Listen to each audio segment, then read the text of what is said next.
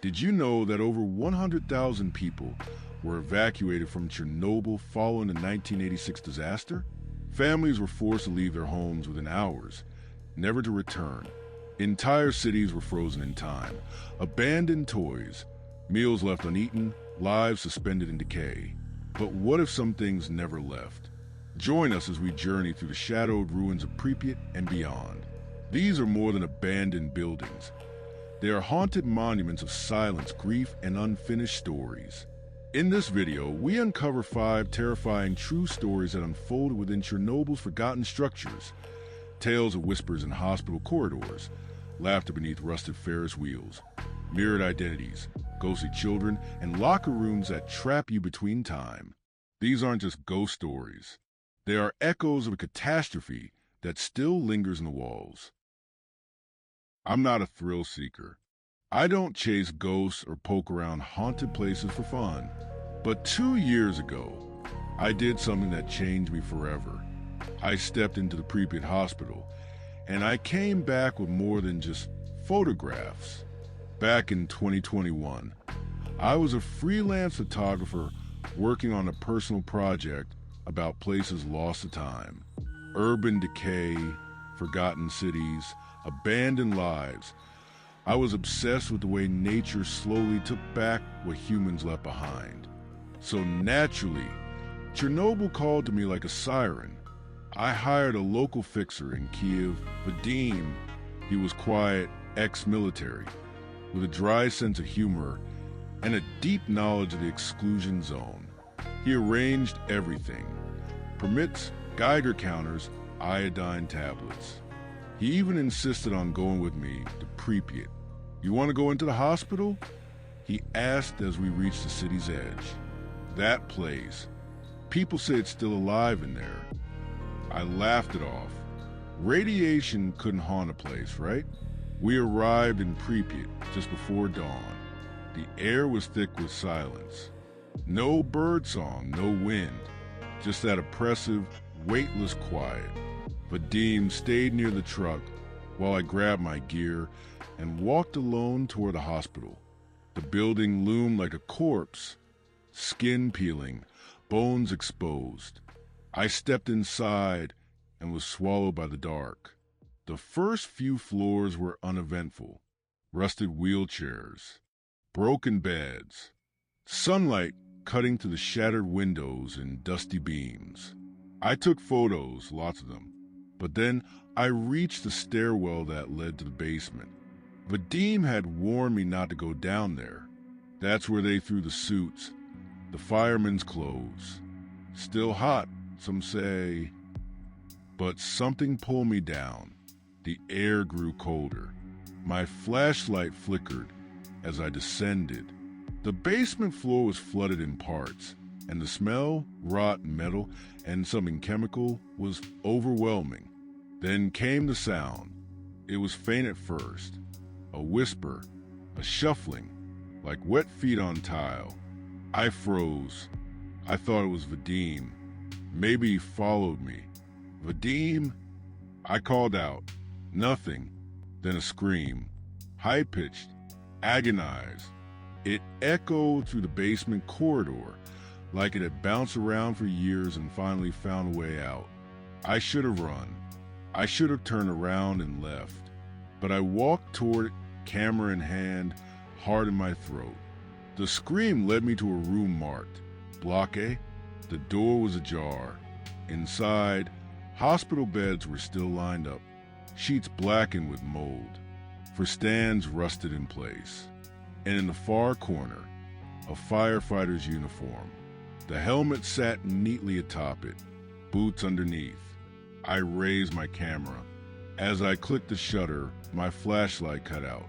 Pitch black. I fumbled for my backup light.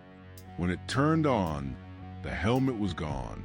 The boots were facing me now. Something moved behind me. I spun around. Nothing. Then I heard it. Breathing. Slow, ragged, just behind my right ear. "Help me!" I ran. I dropped the camera bag. I didn't care. I scrambled up the stairs, tripping, banging my shins, panting like a dying man. I burst into daylight and collapsed on the pavement outside. Vadim rushed over. He didn't ask anything. He just pulled me to the truck. "You went to the basement, didn't you?" he said as we drove. I nodded. He reached into the glove compartment and handed me a Polaroid photo. It was old, faded, a group of firemen. One of them looked just like me. He died down there. Vadim said, "Some say he never left." I haven't touched a camera since, but at night, sometimes, I still hear the scream. And I swear in the darkness of my apartment, I still hear, "Help me." It was supposed to be a fun trip, a weekend adventure to film content for our small YouTube channel, Urban Echoes. Nothing extreme, just abandoned places, eerie history, the usual dose of rust and ruin. But nothing we'd done before came close to what we experienced in Pripyat. My girlfriend Maddie and I had been filming these urbex explorations for nearly a year. She was fearless, always pushing us deeper into the weirdest, most decayed places. When she suggested Chernobyl, I hesitated, but she smiled, tilted her head, and said, "It's just another place with peeling paint and ghosts of the past, right?" We arrived at the Exclusion Zone with a guide named Oleg, a man who looked like he hadn't smiled since 1986. He knew the area like the back of his hand, but warned us clearly, "Don't wander off at night, and don't go near the amusement park. It's strange there." Naturally, Maddie wanted to go straight to the Ferris wheel. The infamous yellow wheel towered above the trees, rusted and motionless, casting long shadows across the crumbling pavement. It was built for May Day celebrations that never came, standing like a monument to a joy forever lost. We waited until after sunset. Oleg was asleep in a van, and we snuck out with headlamps, cameras, and a foolish sense of invincibility. The air was cold, unnaturally still. No crickets, no wind, just silence. Maddie climbed onto one of the gondolas while I set up the tripod. "I want a slow pan up while I sit like a ghost bride," she joked. "Give them chills." She posed dramatically. I adjusted the camera, but something felt off. The shadows weren't matching the angles. And I swear I saw the wheel twitch. I looked through the viewfinder again, and there were children, 4 or 5 of them, standing in a circle beneath the wheel, blurry, faint, dressed in old Soviet school uniforms. I pulled my eyes away, and they were gone. "Did you see that?" I asked Maddie. She laughed nervously. "What?" "Kids. Right there. Just now." She went quiet. "I heard laughing," she said, "just for a second." We decided to keep filming, brushing it off. Maybe our minds were playing tricks. Maybe the stories had gotten to us. But the deeper into the shoot we got, the weirder it became. At one point, our mics picked up something. A whisper, in Russian. When we played it back, it sounded like, "Push the wheel." Then the lights on our headlamps dimmed simultaneously, and the gondola Maddie was sitting in moved. Just a few inches, enough to make her gasp and leap out. We ran. We left the gear, sprinting past the skeletal swing sets and carousel, past the rotting concession stands, all the way back to the van. Oleg was already awake. He didn't ask anything. He just looked at us dead-eyed and said, "You went to the wheel, didn't you?" He started the engine. "You saw them," he added, eyes on the road. I wanted to deny it, say we were just tired, imagining things. But Maddie grabbed my arm.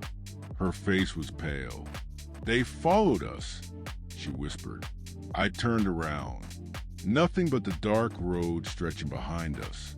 That night, Maddie had a dream. or what she thought was a dream. She was back in the gondola, spinning, around and around, faster.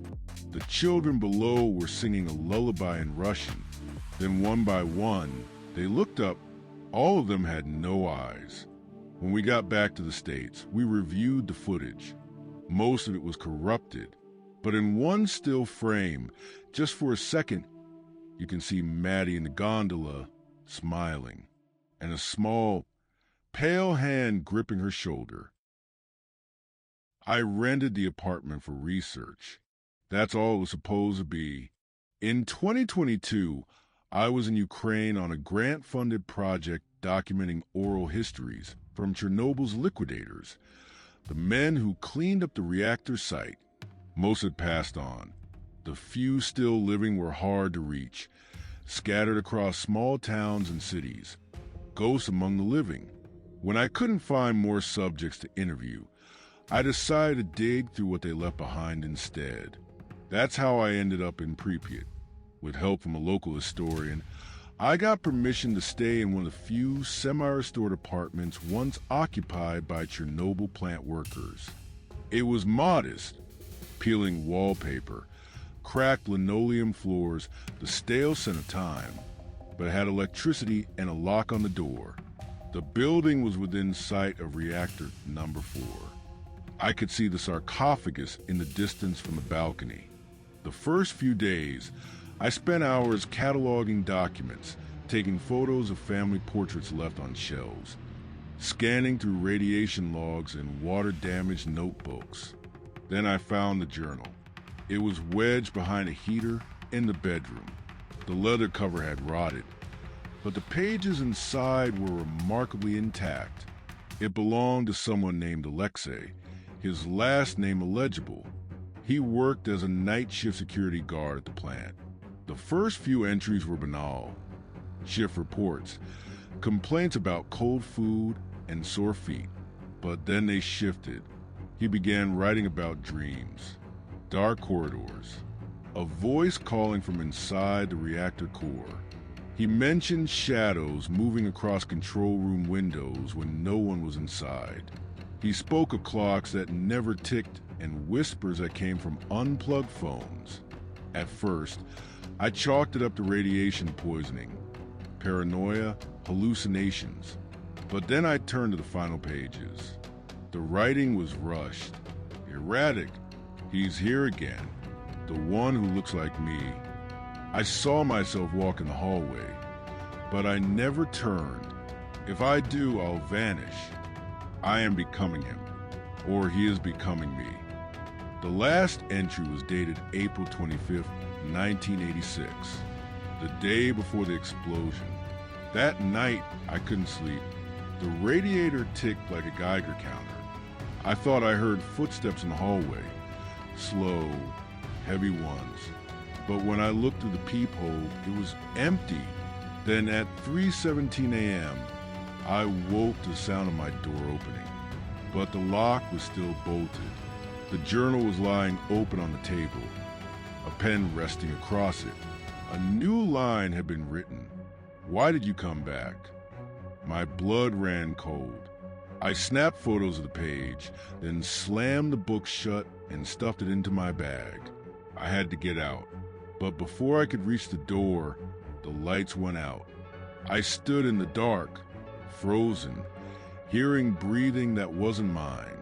A voice whispered behind me, "Don't look in the mirror." I turned anyway. There, in the cracked bathroom mirror, was a man who looked exactly like me, but older. His skin was ashen, his eyes black, and he was smiling.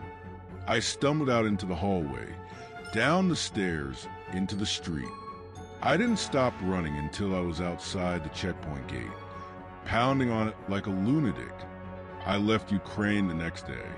I never published the story, never shared the photos. But sometimes when I wake at 3:17 a.m., I find my journal open, and a line I never wrote.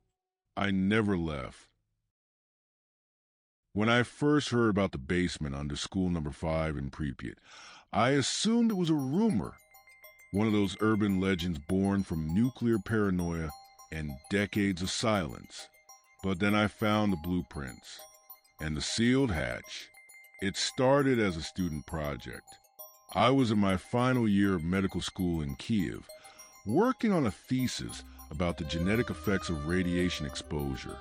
My advisor suggested field research, and through a family connection, we got access to Pripyat. A small group of us, 4 students, 2 professors, were allowed to document and photograph medical artifacts left behind in one of the city's abandoned schools. School number 5 looked like every other building in Exclusion Zone, skeletal, decaying, and drowning in silence. But there was something heavier about this place, like the air didn't want us breathing it. In the nurse's office, I found a cabinet of sealed files labeled special cases. The documents referenced a lower unit, a term I hadn't seen in any Soviet school files before. My professor dismissed it as clerical jargon, but I couldn't let it go. We split into pairs to explore. I ended up with Mila, another student who was as curious and reckless as I was. We found the hatch on the floorboards of the gymnasium, metal, locked, covered in a thick layer of dust. Mila pried it open with a crowbar we found in the janitor's closet. The metal groaned like it hadn't moved in decades. A ladder descended into darkness. We hesitated, then climbed down. The air grew dense. The silence below wasn't just quiet. It was smothering. Our flashlights revealed a series of narrow corridors lined with rusted cribs. Paintings of rabbits and stars peeled from the walls. The deeper we walked, the more it felt like we were underwater, soundless, weightless, wrong.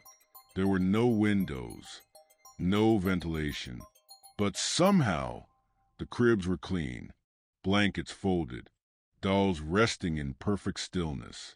We found rooms labeled in stenciled paint, neuropsychiatric observation, abnormal deviations. Then came the crying, soft, muffled, like a baby trying not to be heard. Mila froze. "Did you hear that?" I nodded. We followed it to a small room at the very end. The door was ajar, the hinges squealing as we pushed it open. Inside was a crib, one crib, and in it, a bundle of blankets that moved. Mila reached out, pulling the top layer back. Nothing, just a doll, but its eyes were missing. That's when the door slammed shut behind us. Our flashlights flickered, then went out, and the crying grew louder. I fumbled for my phone light, but it wouldn't turn on. In the pitch black, I heard Mila whisper, "Something's in here." A scraping sound came from the ceiling, then the walls, and then laughter, not a child's. Something deeper, wet and broken. I screamed for help, pounding on the door. Mila was whispering a prayer I didn't recognize. Then I felt fingers wrap around my wrist, tiny, cold, and strong. When the door finally burst open, the others found us crouched on the floor. Mila was shaking. I was bleeding from my palm. A small bite mark. Human, too small to be hers. We never spoke of it again. 2 weeks later, Mila dropped out of school. No explanation. I still have the bite scar. And sometimes when I close my eyes, I hear the crying again. And I remember the last word stenciled above the door. The abandoned. They told us not to go below the sarcophagus. Even decades after the explosion, certain parts of the Chernobyl nuclear power plant remain off limits.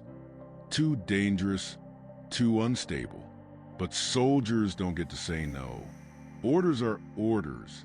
I was deployed as part of Ukrainian security detail, assigned to monitor activity near Reactor 4 in 2021. Officially, we were guarding against looters and thrill seekers. Unofficially, we were there because the radiation monitors had been spiking again.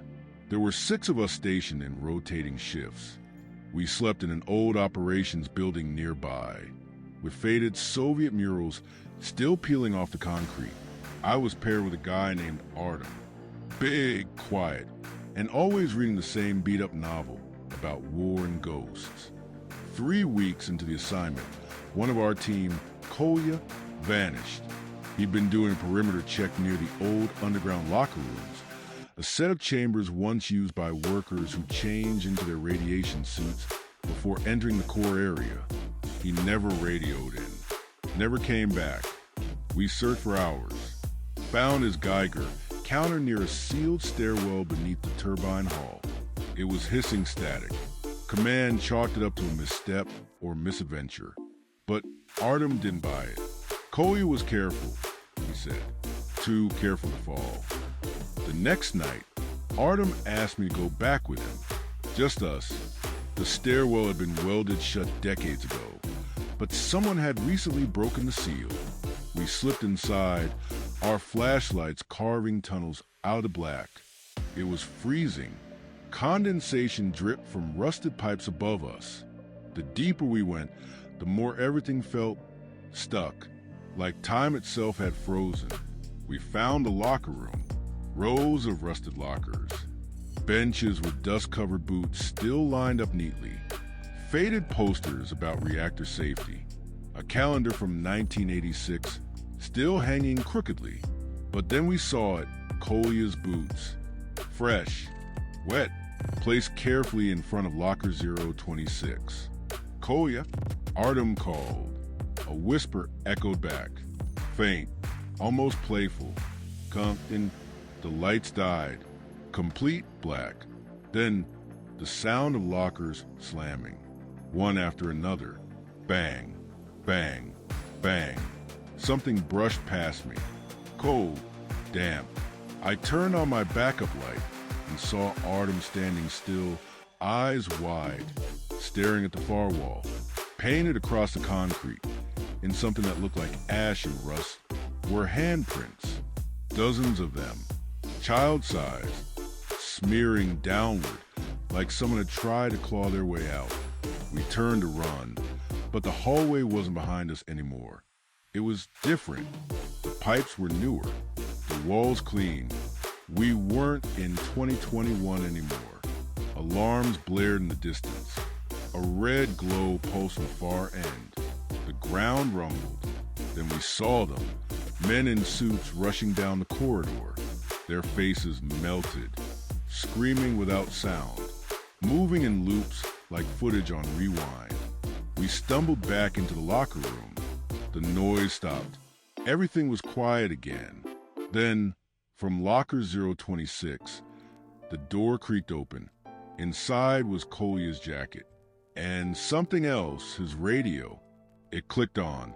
A voice whispered, "You shouldn't be here."